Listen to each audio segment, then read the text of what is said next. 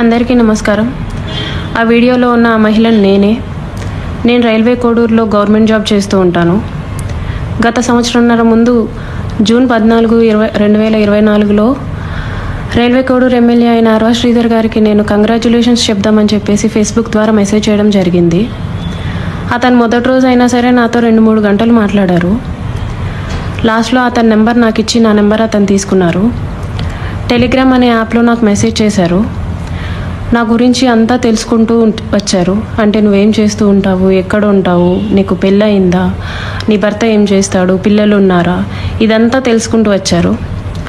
నా భర్త నాకు దూరంగా ఉంటున్నాడు అనేసి తెలుసుకున్నారు. నేను నా బాబుతో ఉంటాననేసి నేను చెప్పాను. అలా అనుకోవద్దు, నువ్వేం ఒంటరివి కాదు, నీకు నేనున్నాను, ఎటువంటి సిచ్యువేషన్ అయినా సరే నేను నీకు ఉంటాను అని చెప్పేసి నెక్స్ట్ డే నుంచే నాకు అటువంటి ప్రామిసులు చేయడం జరిగింది. అటువంటి భరోసాలు ఇవ్వటం జరిగింది ఆయన నుంచి. సరే అని చెప్పేసి నేను నార్మల్గానే మాట్లాడుతూ వచ్చాను. ఒక 2 రోజుల తర్వాత ఆయన నా న్యూడ్స్ అడగడం స్టార్ట్ చేశారు. వీడియో కాల్స్ చేయని చెప్పేసి బలవంతం చేయడం స్టార్ట్ చేశారు. ఇదంతా కరెక్ట్ కాదండి అనేసి నేను అన్నప్పుడు అతను చాలా ఫాస్ట్గా టర్న్ అయిపోయి సీరియస్ అయిపోయి నన్ను బెదిరించడం జరిగింది. ఇది నా కోడూరు, నా నియోజకవర్గం, నువ్వు ఒక చిన్న ఎంప్లాయీవి, నీకు ట్రాన్స్ఫర్ చేయాలన్నా సరే నేనే దిక్కు, నీ మీద ఎంక్వైరీలు వేయిస్తాను, నీ కొడుకు నువ్వు ఒక్కరే ఉంటారు, జాగ్రత్త మరి చూసుకో అని చెప్పేసి బెదిరించడం జరిగింది. అయినా కూడా నేను న్యూస్ పంపలేదు. కానీ దాని తర్వాత నుంచి కలుద్దామని చెప్పేసి నన్ను చాలా టార్చర్ చేయడం జరిగింది. కలుస్తావా లేదా అని చెప్పేసి బెదిరించడం జరిగింది. నేను కలవను అని చెప్పేసి జూన్ 14 నుంచి ఒక 20 రోజుల దాకా నేను అసలు కలవను అని చెప్పేసి భయపడుతూనే చెప్పాను. భయపడుతూనే నేను ఇగ్నోర్ చేస్తూ వచ్చాను.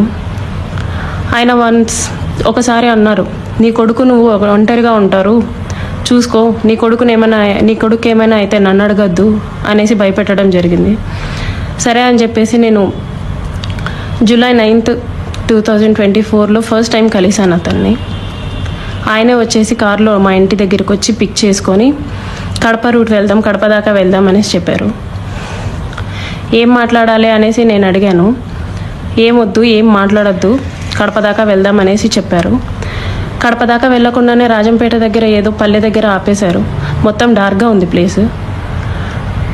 ఎందుకండి ఆపారు అనేసరికి నాకు నువ్వు సెక్షువల్గా కావాలి అనేసి అడిగారు. లేదండి, నేను సెక్షువల్గా కుదరదు, నేను అలాంటి దాన్ని కాదు అనేసి చెప్పాను. నేను అలా చెప్పేలోపే నా ప్రైవేట్ పార్ట్స్ని టచ్ చేయటం, నన్ను బలవంతంగా దగ్గరికి తీసుకోవడం లాంటివి జరిగాయి. నేను కార్ డోర్ ఓపెన్ చేయడానికి ట్రై చేశాను.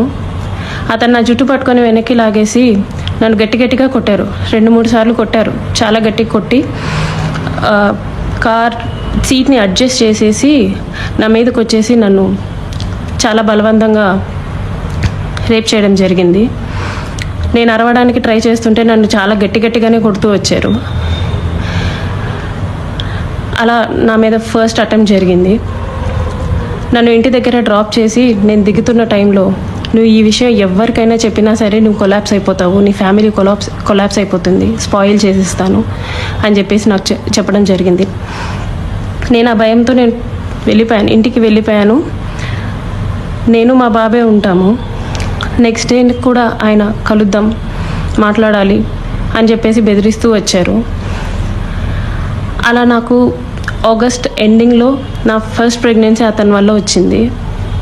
ఈ విషయం నేను అతనికి చెప్పాను. చెప్తే అబార్షన్ చేయించుకో వెంటనే అనేసి అన్నారు. నేను అబార్షన్ చేయించుకోవట్లేదు, నీ వల్ల నాకు ఇంత జరిగింది, నేను అబార్షన్ చేయించుకోవట్లేదు అంటే అప్పటికి నన్ను బెదిరించారు. నువ్వు అబార్షన్ చేయించుకుంటే నువ్వు బ్రతుకుతావు, నీ ఫ్యామిలీ బాగుంటుంది, నీ ఉద్యోగం బాగుంటుంది, లేకపోతే నా గురించి నీకు తెలుసు అని చెప్పేసి చెప్పడం జరిగింది. నేను అబార్షన్ చేయించుకోను, ఎట్టి పరిస్థితుల్లో అబార్షన్ చేయించుకోను అనేసి నేను వాదించాను. ఒక 2-3 సార్లు 2-3 రోజులు నన్ను బాగా బెదిరించి తర్వాత అష్యూరెన్స్ ఇచ్చారు. సరే, నీ భర్తకి నువ్వు విడాకులు ఇచ్చేసి నేను నిన్ను పెళ్లి చేసుకుంటాను, మీరు ఎలాగా దూరంగానే కదా ఉంటారు, నేను నిన్ను పెళ్లి చేసుకుంటాను, నీ భర్తకి నువ్వు విడాకులు ఇచ్చేసి అనేసి అన్నారు. అప్పటికి నేను ఒప్పుకోలేదు. అబార్షన్ చేయించుకో, ఇది అయితే ఫస్ట్ అబార్షన్ చేయించుకో అని చెప్పి నమ్మించడానికి నేను నిన్ను పెళ్లి చేసుకుంటాను అనేసి నాకు చెప్పారు. నేను చాలా రోజులు చేయించుకోలేదు. అలా ఒక 2 months నాకు ప్రెగ్నెన్సీ ఉంది. దాని తర్వాత ఇంకా ఆయన కంటిన్యూస్గా బెదిరిస్తూ ఇంటికి వచ్చి కొడుతూ చేయించుకుంటావా లేదా అని చెప్పేసి టార్చర్ చేస్తూ ఫైన్ డే నేను అబార్షన్ చేయించుకున్నాను. ఆయన మాటలు నమ్మి నన్ను పెళ్లి చేసుకుంటానని ఆయన ఇచ్చిన అష్యూరెన్స్ని నేను నమ్మి నేను అబార్షన్ చేయించుకున్నాను. ఇలా ఈ 1.5 yearలో నాకు 5 అబార్షన్స్ అయ్యాయి ఆయన వల్ల. ఎప్పుడూ మా ఇంటికి రావటం, నాకు ఇష్టం లేదు అని చెప్పినా సరే నన్ను బలవంతంగా బయటికి తీసుకెళ్ళో లేకపోతే ఇంట్లోనో నన్ను కొట్టి మా వాళ్ళని బూతులు తిట్టి చాలా రకంగా నన్ను సెక్షువల్లీ అటెంప్ట్ చేయడం జరిగింది.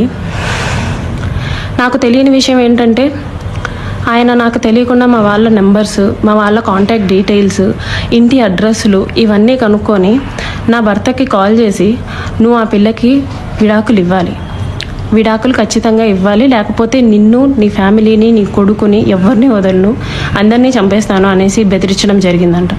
ఇది నాకు తెలీదు, ఈ విషయం నాకు తెలియదు. నా భర్త నన్ను తర్వాత కాల్ చేసి అసలు ఏం జరుగుతుంది అక్కడ అనేసి అన్నారు.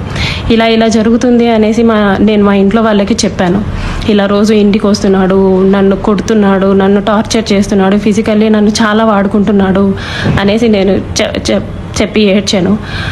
వాళ్ళందరూ నాకు దూరం అయిపోయారు. నీ ఇష్టం వచ్చింది నువ్వు చేసుకో అనేసి నన్ను తిట్టేసి నాకు చాలా దూరం అయిపోయారు. మేము ఇంకా నీతో మాట్లాడడం అని చెప్పి నన్ను వదిలేయడం జరిగింది. ఇదంతా ఆయన ప్లాన్డ్గానే చేసినట్టున్నారు. మా వాళ్ళందరినీ నాకు దూరం చేయాలి అన్న ఒక ఉద్దేశంతో చేసినట్టున్నారు. వాళ్ళందరూ నన్ను దూరంగా వదిలేశారు. మా ఆయన మా బాబుని తీసుకెళ్ళిపోయాడు. నేను ఒక్కదాన్నే ఉంటూ వచ్చాను. గత 6 నెలలుగా నేను ఒక్కదాన్నే ఉంటూ వచ్చాను. నేను నా ఒంటరితనాన్ని, నాకు పేరెంట్స్ లేరు, అమ్మ నాన్న లేరు అడగడానికి చేయడానికి, అమ్మ నాన్న లేరు. అతను నాకు అష్యూరెన్స్ ఇస్తూనే వచ్చాడు, మ్యారేజ్ చేసుకుంటాను ఎక్సెట్రా అని చెప్పి. ఇలా వీళ్ళందరూ దూరం అయిపోయి నా గురించి ఎవ్వరూ అడగడానికి కూడా లేరు అని ఆయనకి ఒక క్లారిటీ వచ్చిన తర్వాత ఈ 1.5 year నాతో ఉండి నన్ను ఇష్టం వచ్చినట్టు సెక్షువల్లీ వాడుకొని లిటరల్లీ నన్ను కొట్టి బలవంతంగా చాలా అంటే చాలాసార్లు చేసి January 7, 2026 ఒక 20 days ముందు